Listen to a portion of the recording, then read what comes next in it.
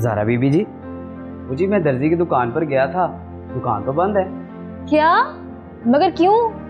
पता नहीं जी, इर्द गिर्द के लोगों से पूछा था मैंने, लेकिन वजह मालूम नहीं। अच्छा ठीक है, लेकिन तुम कल भी चेक कर आना। जी बेहतर। कहाँ थे तुम?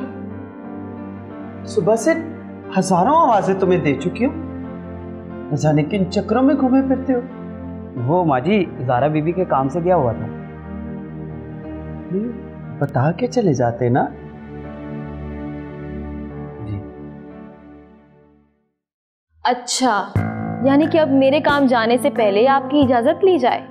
नहीं बेटा, मेरे कहने का ये मतलब था कि अगर बता के चला जाता तो कुछ सामान बाजार से मैंने भी मंगवाना था, वो भी साथ में ले आता। मुझे सभी मतलब समझ आ रहे हैं नानो। आपकी पोती क्या इस घर में वापस आई है? आपके तो अंदाज ही बदल गए हैं।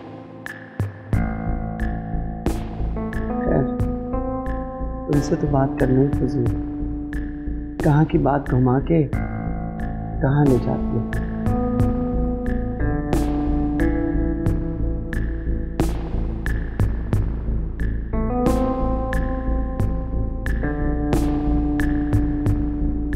हाँ जी, अब तो मुझसे बात करना फजूल ही लगेगा इनको। अपनी प्यारी लाडली पोती से ही बात करें आप।